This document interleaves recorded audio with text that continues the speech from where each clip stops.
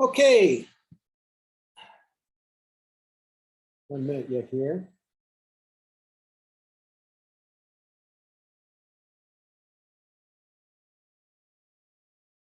Okay, so it's 11 o'clock. So just remind you that your first draft of your midterm is due on tomorrow morning, so I can start looking at them and sending comments back to you. So let me open up the Cyber Campus and make sure you can see that. So share screen, Cyber Campus, and so you can see under assignments that your first midterm paper is due.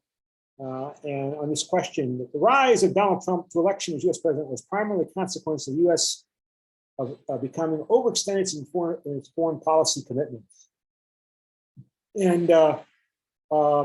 And so some of you asked me questions about whether or not you need to use and cite information from at least 3 different chapters, from chapters 1 through 6 of the textbook. And of course, the only grade you're going to get on the midterm is the final draft, the second draft. But I would encourage you to, start thinking about how to incorporate the information from at least 3 different chapters on the first draft, so that you make sure you don't forget to do that on the final draft. All right. So, and you can do additional research. You can do find additional information but make sure you use and cite 3 different chapters from chapters 1 through 6. Use and cite information, specific information, including the page number and the book where that information is located. And the paper should not be more than 500 words, give or take 10% of text, not including, of course, the footnotes, and the bibliography, and the name, and none of that. So, I find that, and of course, no more than 10% of the midterm essay should be quoted text. So if your paper is 500 words, no more than 50 words should be quoted from another source. You learn more when you have to put information in your own words. You learn more that way. You learn much more. And then next week we will also schedule conference times where you will meet with me individually on Zoom for the week 8. The week after next week, I will meet individually with you for 30 minutes to talk about the comments I wrote on your draft that I will send back to you by email. And you will incorporate that comments in your rewrite. But first, we will meet during midterm week digitally, just through Zoom. I will send you a link to an individual meeting with me. So next week, I will also ask you to sign up for a conference session for the following week.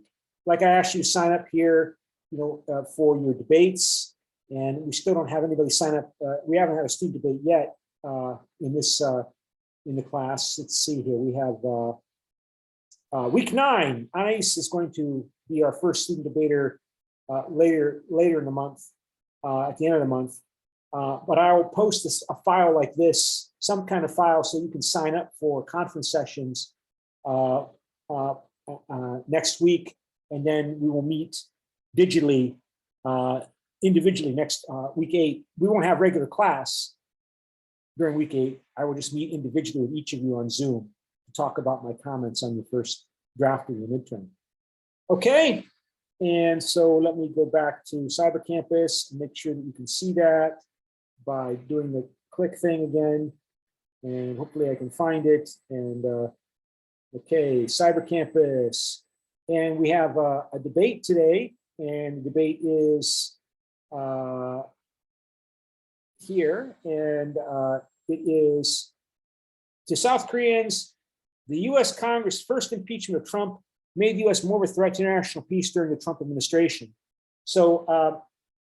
And I wrote comments on your paragraphs, using it an opportunity to show, outline one of the ways by which the Congress can try to control the president's behavior, the executive branch foreign policy behavior, by threatening to impeach the president, and then after the impeachment trial, voting on whether or not he's guilty.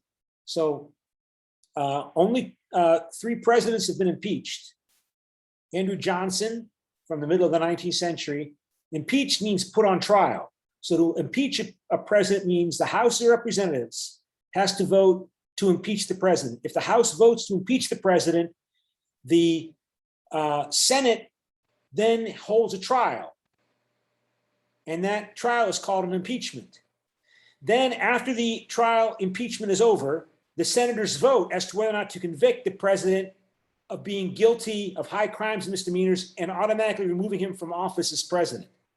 And no president has been impeached and convicted. Andrew Johnson was impeached, and there was 1 vote short of finding him guilty to remove Andrew Johnson as president of the United States. This is in the 1860s, right after the Civil War. Bill Clinton was impeached in the 1990s for his affair with Monica Lewinsky and lying about it to investigators. And he was put on trial and found, well, the vote requires 2/3 majority to vote to convict and remove from office. So if there's 100 senators, what's 2/3 of 100? Anyone good at math? What's 2/3 of 100 senators voting? 66. Yeah, 67. And he was not, 67 senators did not vote to convict. I think it was 50-50, as I recall, back in 1990. Was it 1990? I can't remember, but it was in the 1990s.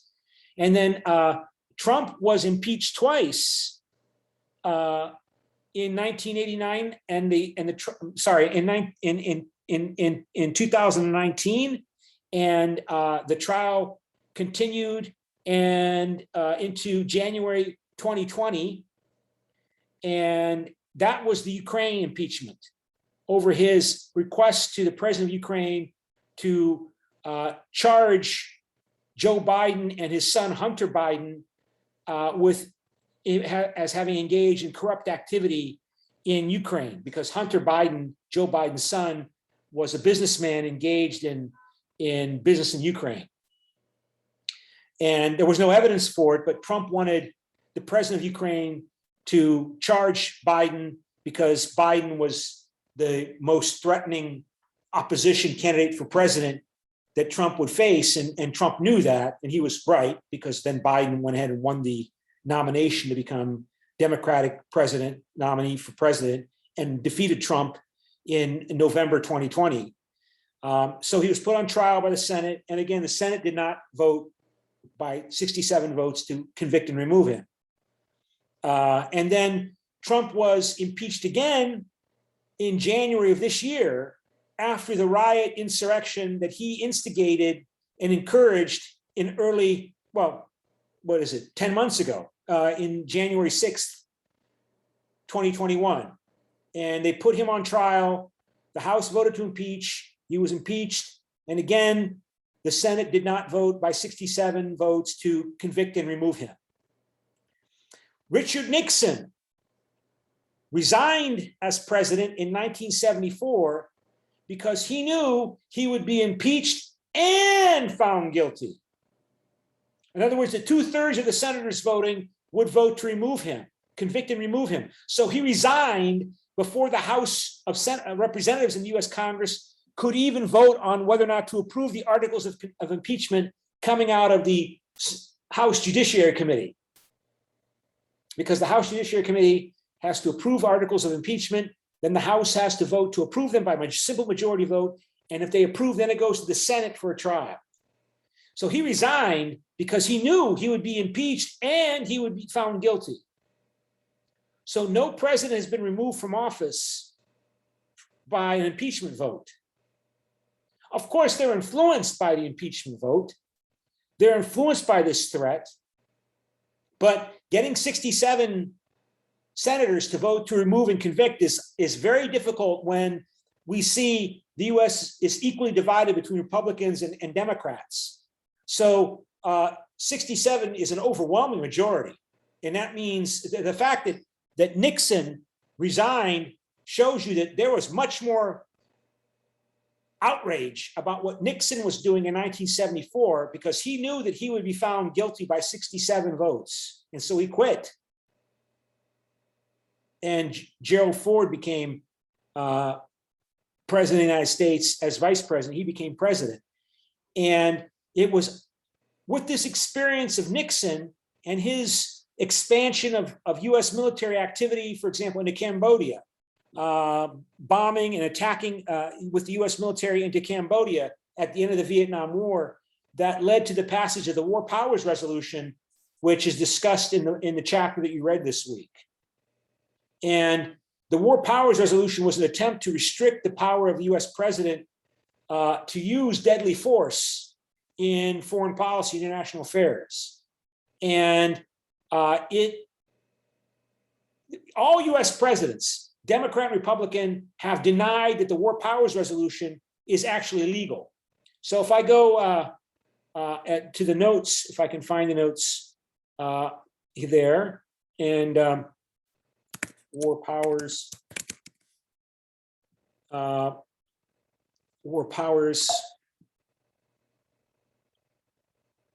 me see here just a second, resolution.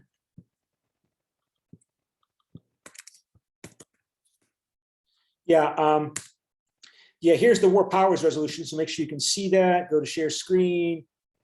And this was adopted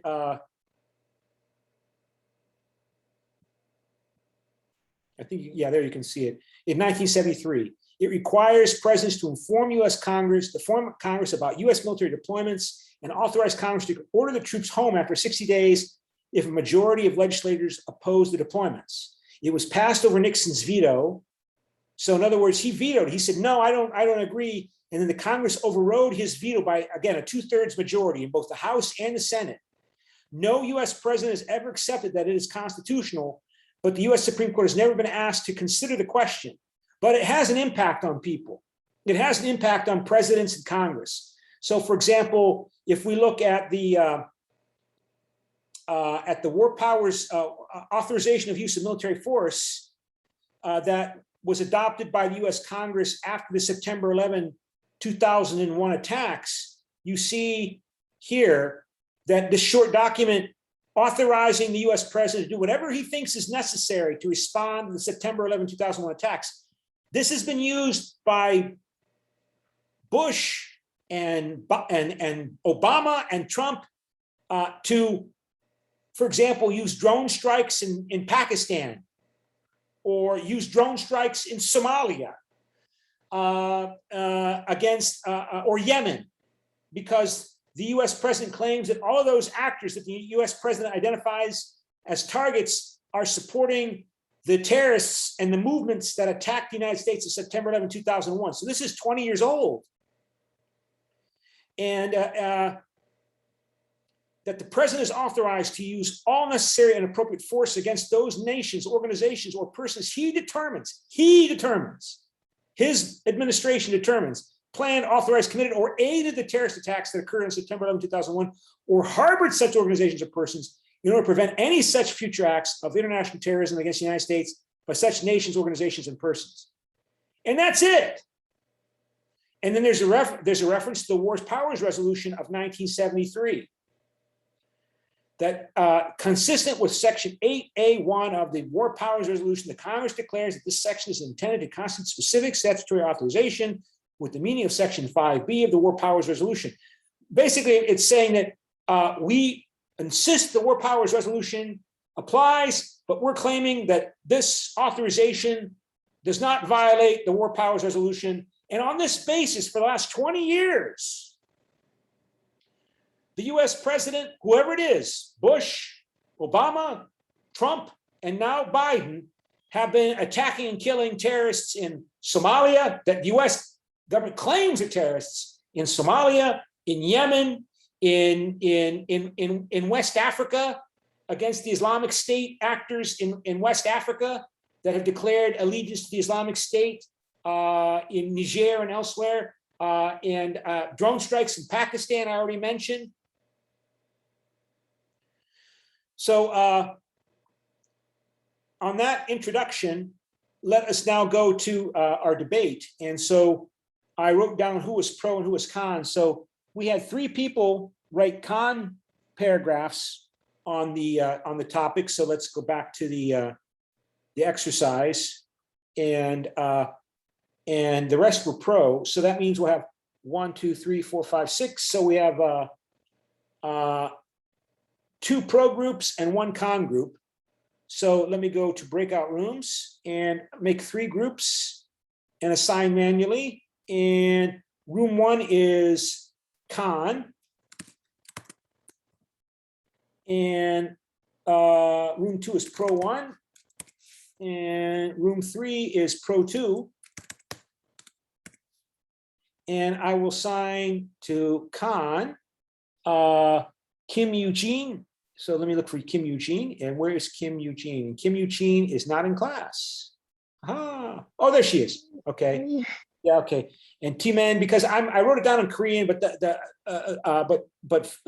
Zoom has it in English, sometimes in English, sometimes in Korean. And T-Man also, and Kim Jae-won. Kim Jae-won. Okay, there you go. And in pro, everybody else. So 1, 2, 3. And in pro 2, 1, 2, 3. And okay, so please join your room. And who is going to speak first? Heads, it is the first person in the group. And it is tails. So heads is the second person in the group.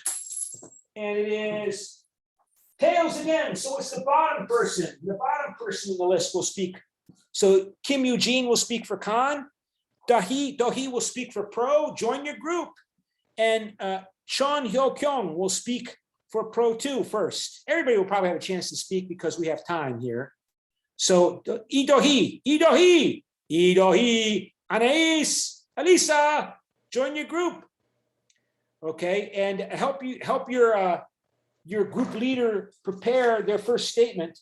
And I, of course, also will write a statement. And so heads, I will be Pro. Tails, I will be Con. And I'm Pro. So I will write a Pro statement on the topic. And this is the topic. To South Koreans, the US Congress' first impeachment of Trump made the US more of a threat to international peace during the Trump administration. Okay, so I write a Pro statement.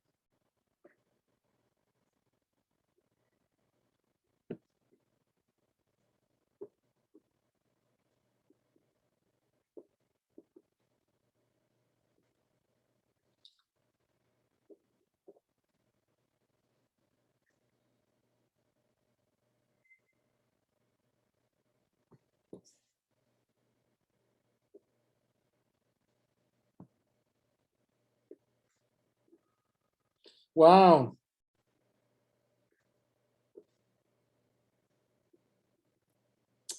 It's like out of a textbook.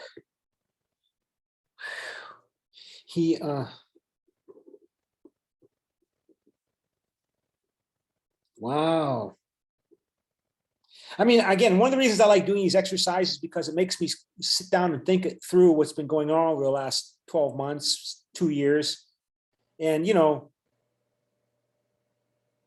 this is really frightening.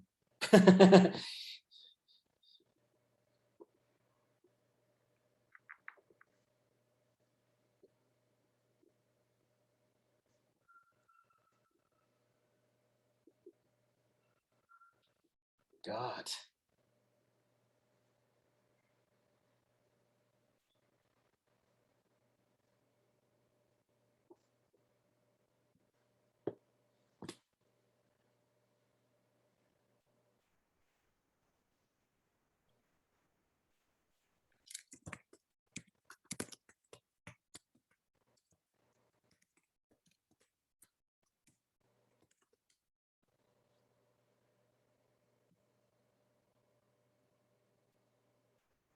Okay, so here you see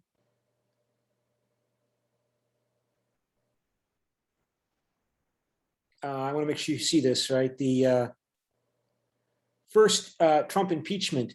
The first impeachment of Donald Trump occurred was impeached by the House of Representatives on December 18, 2019. The House adopted 2 articles of impeachment against Trump: abuse of power and obstruction of Congress. The Senate acquitted Trump of these charges on February 5th, 2020. So right on the eve of the outbreak of the coronavirus. And then what was going on at this time? One of the things that comes to mind was Trump's ordering the killing of Qasem Soleimani, who was assassinated by Trump by a drone strike on January 3rd, 2020, as ordered by Trump, in retaliation, of course, to Trump's claim that Iranian-backed Iraqi militias, backed by Iran, and this man in particular, as the second most important figure in the Iranian regime, was backing up those Iraqi militias that were attacking American bases in Iraq. And that one of these attacks killed an American translator, somebody who was a contractor working for the Americans. And so he decided that he would respond by killing him. And this was on 3rd of January, 2020. And this is in the midst of the impeachment of Donald Trump, the first impeachment of Donald Trump. Now, was there a connection between the two? I'm sure. Well, I can't prove it. I don't see how anybody can prove that Trump killed Soleimani to divert attention away from the embarrassment of the impeachment. But certainly Trump was trying to show he was a strong leader and was not going to tolerate the weakness of his Democratic adversaries in opposing his strong, I mean, straight out of dictatorship, fascist dictatorship theory, that his opponents are weak, decadent, ridiculous human beings, whether Hunter Biden with his drug and alcohol history, and Joe Biden, the Democrats, and the minorities they represent, trying to remove him from office when he's going to solve and deal with America's enemy. I mean, straight out of fascist dictatorship theory.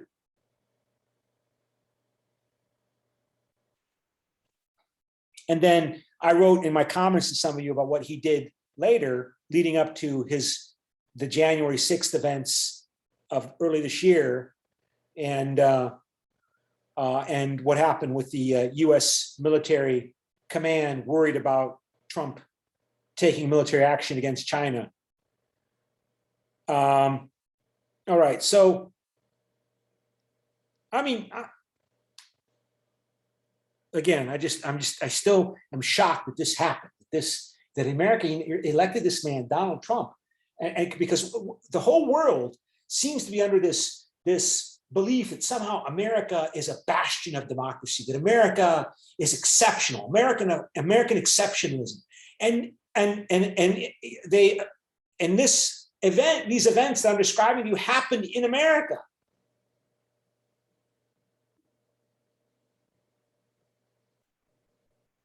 Okay, so let's go back to the breakout rooms.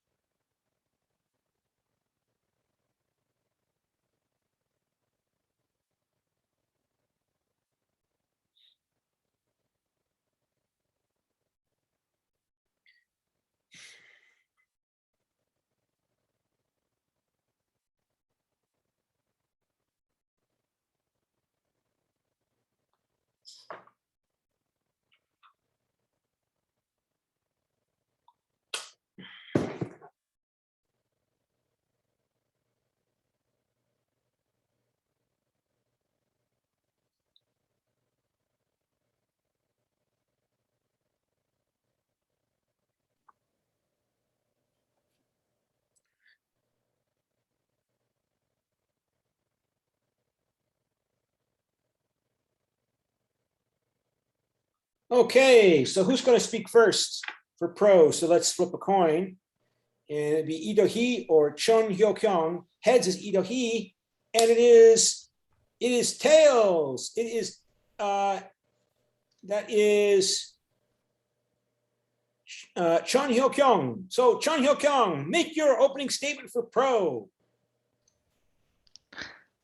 Oh, I thought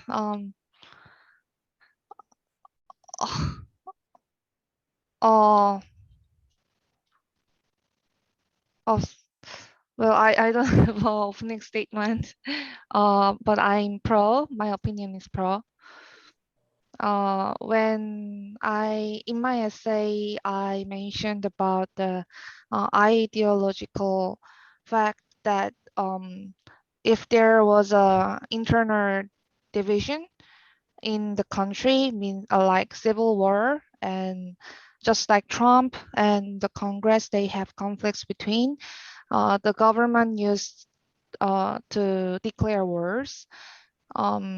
It's I think it's very similar to this past situation that Trump occurred a trade war with China. So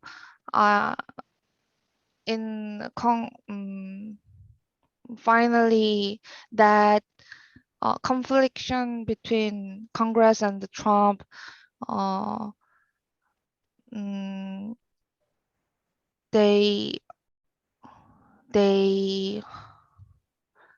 uh, were like a threat to international peace.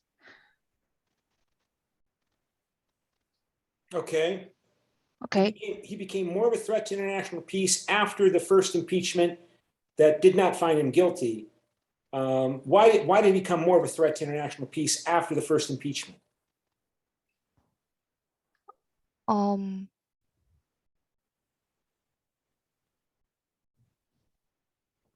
Anybody want to help?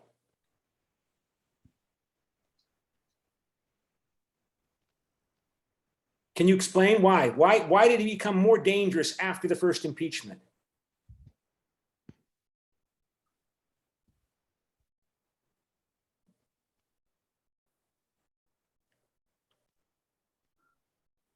No, go on, Chon Hyo Kyung. Go on. Explain why. Actually, I Googled the newses, what happened after the first impeachment, but I was short of data. That's why I mentioned China trade war. And so you think you're saying that Trump was more likely to promote and emphasize threats with China and other countries to compensate for his loss of domestic political support in the United States following as a result of the first impeachment, that he would become more aggressive belligerently internationally because the first impeachment weakened him domestically. So he's going to compensate by mobilizing the Americans against a new enemy and use the rally around the flag effect to mobilize American support for him by making an international military crisis of some sort. Yeah? That's yes. that's the fascist authoritarian theory, that Trump was going to compensate because he knew Biden was his primary threat, political threat. And when he was found to be engaging in behavior that looked illegal, and then he was embarrassed by being impeached and put on trial. Okay, yeah, the senators didn't vote to remove him because he's popular among the Republican Party. Trump is still popular among the Republican Party. I mean, if you're going to vote to impeach Trump, you're ending your political career as a Republican elected official. It's like putting a bullet to your head if you vote to convict Trump. So, but still, it didn't make many Americans more aware of the danger and threat of Trump. And so Trump probably lost some support as a consequence of the impeachment. How much, we don't really know. But, and so Trump is thinking about the November elections in 2020, and he wants to increase his support. So he's going to try to make an international military crisis so that the rally around the flag effect motivates more Americans to support him. And yeah, I mean, I think, you could make that argument that is the danger. Okay, let's go then to Khan. And Khan is Eugene Kim. Eugene Kim, please explain why you think the first Trump impeachment did not increase the danger from Trump and his foreign policy. So since Donald Trump had to run again for the president, so his worries about re-election prevented him from responding with a forceful provocation. So since president has been constantly acknowledged as sole organ of the American foreign policy, and also the structural weakness of the Congress that might have shown president as unitary actor of the foreign policy. So he had to be more careful with his behaviors. And also my other teammate, Timon, he mentioned that his impeachment was a sign of a warning to be more careful. So I think that's what our team, thought about. Yeah.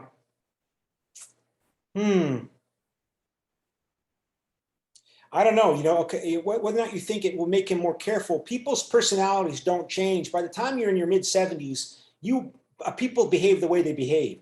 So it's harder for me to say that Trump behaved more cautiously. I mean, like we said, in the midst of this impeachment, when a U.S. Contractor was killed in Iraq by Iraqi militia attacks, he kills the second most important figure in the Iranian political regime, along with the Iraqi military commander of the militia and some other people who were in the car when they had flown into Baghdad from Iran. They landed at the airport, and after they arrived in Baghdad, Iraq airport, they got into a car, and a drone strike ordered by Trump killed them.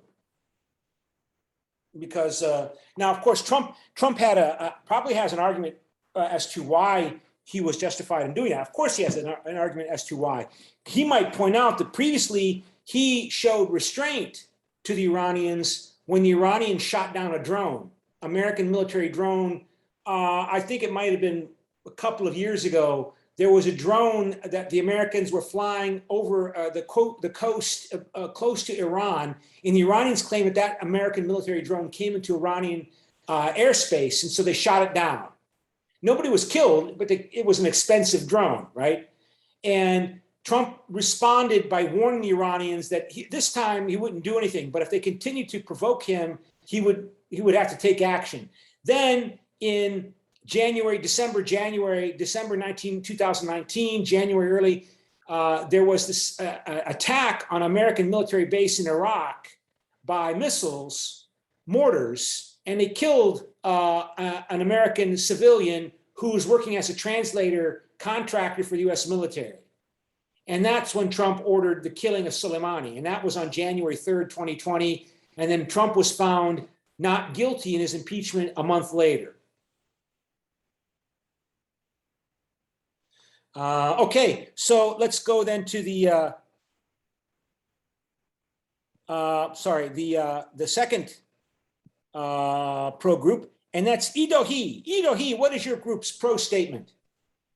As our group choose pro, and if we just look into the debate topic, the US Congress decide impeachment of Trump, it means that they thought that the Trump is unstable president to American at the time. So I think that's why the US Congress decide to first impeach to him. And in my essay, I read about article about like American and North Korea relationship. Actually, when he was president in the United States, they had quite good relationship between like American and North Korea, like trade or nuclear weapon. But after the U.S. Congress decided to impeachment, the international situation has begun to change. It looks like it went back to the beginning, right? So for example, the relations between China and United States are getting worse. It seems to be interacting more with North Korea and China and conflicting with the United States. So that's why I choose pros. Right. Yeah. I mean, the Trump administration, you met 3 times with Kim Jong-un, and but then didn't put much more resources into negotiating with North Korea Right. after the Trump became distracted with other issues. It seems, and when you look back what the Trump administration was focused on, it was focused on easy, big public relations activities where it could try to claim a win. So you kill Qasem Soleimani. I mean, that's a big, high-profile action which other individuals and groups in the U.S. government administration had been advocating, right? I remember reading about Qasem Soleimani in the news reports in the New York Times because the view was that he was the orchestrator of the violent resistance to America's presence in Iraq. And so there had been, as I recall, reading the news reports, discussion of that option about eliminating him to make it clear to the Iranians that if they are going to be involved in violent attacks in any way on American personnel, that they would pay a price. And so Qasem Soleimani himself seemed to indicate that he was aware that he was in danger if he continued to play this role. So Trump didn't say, I want to kill Qasem. They presented him, the U.S. military presented him with a list of alternatives about what to do to respond to that mortar bomb attack on the U.S. military base and U.S. embassy in Iraq. And one of the options was assassinate Qasem Soleimani. It was already in the military's recommended course of action from which Trump could select, right? Do this, do this, do this, eliminate Qasem Soleimani. And he finally chose it. So in other words, it wasn't some bright new idea that nobody else was thinking about. It was always there as an option. And he selected it. But with North Korea, there wasn't really an option that he could select that would appear to be something that would, he didn't have an option he could select from the list of options from the bureaucracy that would appear to be helpful to him in appealing to American public opinion by being a strong, forceful actor. Remember that Americans have always been told that Iran is a terrorist state. It's a state supporter of terrorism. It's bad. It's evil. North Korea is bad and evil too. But killing Kim Jong-un doesn't appear to be an option that the U.S. administration really promoted in terms of an option that the U.S. government a U.S. president could adopt. But they did propose eliminating Qasem Soleimani. First off, Qasem Soleimani was not the president. He's not the official leader of Iran. He's the head of the Revolutionary Guard, which is an elite military unit in Iran. He's not the president. He's not the chief executive. He's the second most powerful person in Iran, but he's not an official state representative, an official state leader, like Kim Jong-un is in North Korea. You can't just kill Kim Jong-un and not expect a response. And of course, North Koreans are not really killing American soldiers, not in the last 40 years, since the 1970s. 40 years, 50 years, 45 years.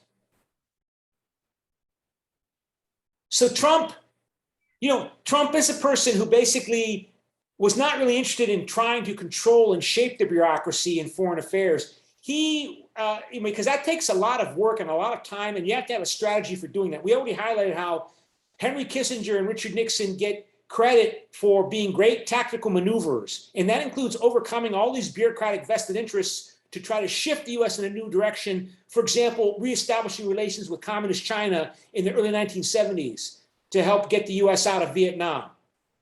They had to overcome tremendous opposition in the bureaucracy to doing that because remember, the Americans fought a war with the Chinese in Korea in 1950-53. They had been committed to Chiang Kai-shek in Taiwan as the Republic of China. They had and so to overcome all that resistance, that took a plan. You had to have a plan and you had to work at that. Trump didn't like to do any kind of political work in that regard. He liked to go to his conventions, to his gatherings, to his political events, make speeches, be adored. He didn't want to do the hard work of governance, of trying to control these bureaucracies. And he would just rely upon what the bureaucracy presented to him, and he would take he thought the most appealing option from the bureaucracy that would make him look powerful and strong. So yeah, I'm going to finally agree. Let's liquidate this top terrorist who's killing our soldiers, our personnel.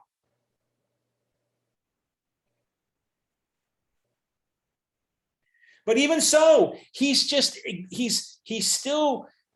was intensifying and exploiting trends that were already there in the US political system, in the national security establishment. And making them more intense, intensifying them. But he certainly wasn't trying to exercise control. I mean, he put economic sanctions on European imports, but he really didn't undermine. He didn't, aside from his rhetoric, he didn't challenge and undermine NATO. He didn't really. I mean, rhetoric is important. I'm not saying it's not important, but he didn't change America's military deployments in Europe very much. He moved some military deployments from Germany to Poland, but that didn't undermine America's role in NATO. America's still the most powerful actor in NATO, and the Poles, they have always been pushing the Americans to make more of a commitment to military bases in Poland. The Polish government even promised to name a base in Poland if after Trump, if Trump made a permanent American military base in Poland. They were going to call it, that base Trump.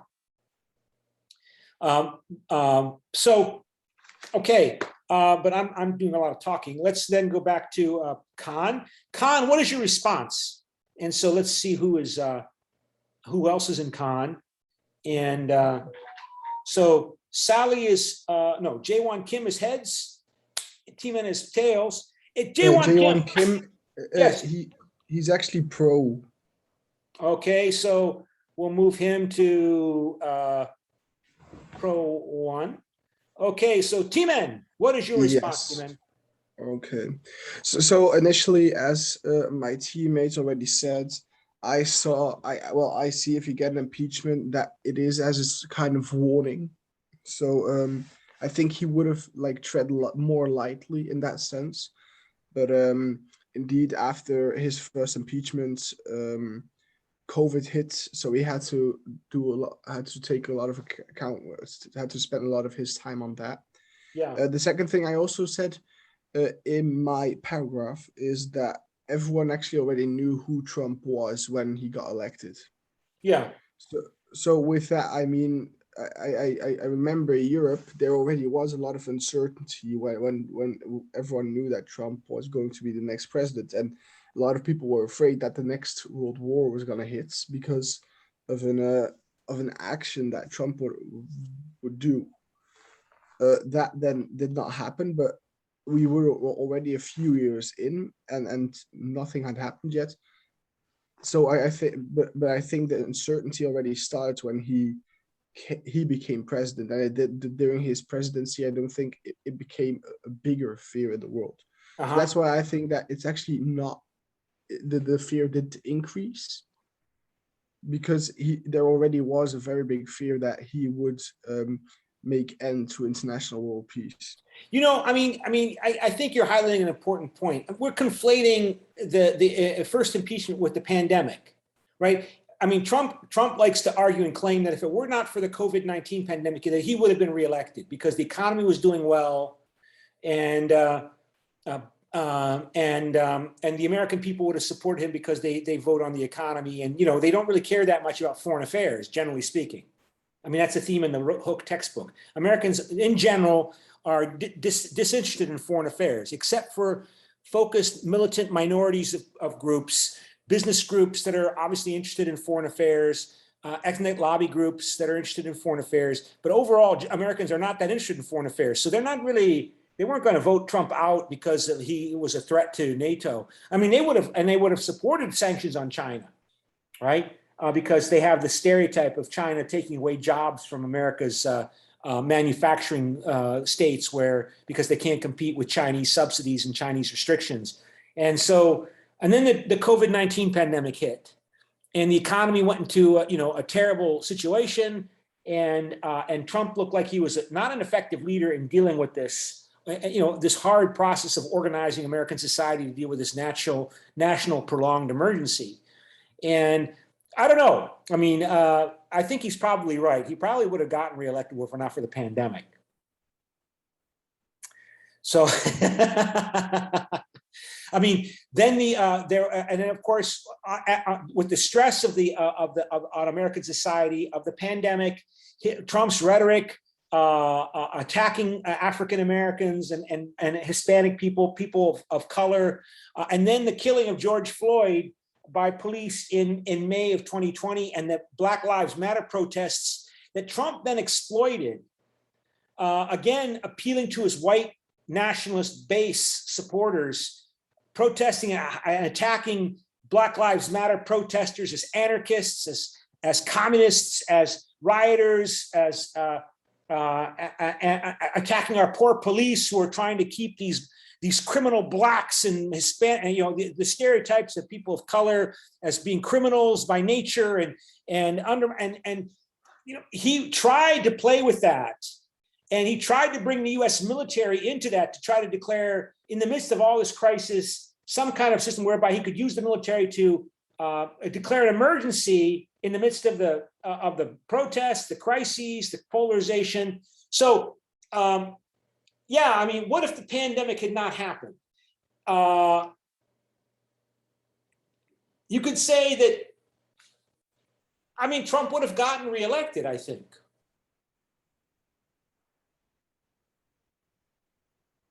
Like Richard Nixon got reelected in 1972. Richard Nixon won in a landslide in 1972. In the midst of the conflict and protests against the Vietnam War, against the expansion of the war into Cambodia, against the protesters demanding rights for different groups, and so on. And but we'll never really know. But certainly the world became a more dangerous place.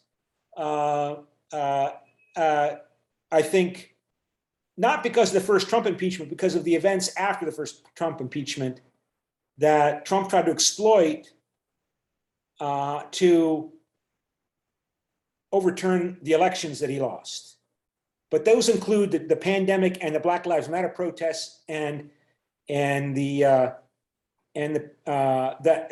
as being more important than the first impeachment. I mean, Bill Clinton was impeached and he got reelected. I can't remember when he was impeached. Was it 96 or 97? And he got reelected in 96.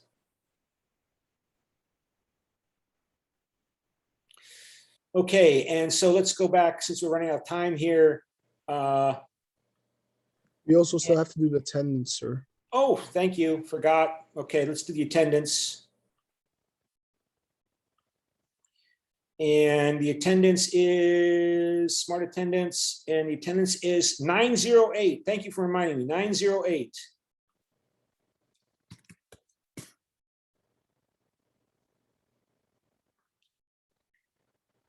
And so that's your attendance number, and then we also need to vote on which side won the debate, and vote on. So let's vote. To South Koreans, the US Congress first impeachment of Trump made the US more of a threat to international peace during the Trump administration.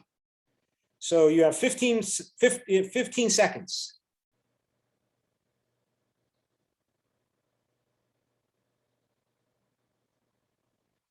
Okay, 8 people have voted. What about 1 or 2 more? Okay, so that's where we are today. So pro 7 to con, and that's it. Any questions? Professor, do you also have to do other votes? There are 2 more other votes at the Yeah, I guess we don't need to go to those because we can do those later. Okay. Okay. Okay. Thank you. That's all. All right. Thank you. And that's it for today. Bye. Thanks.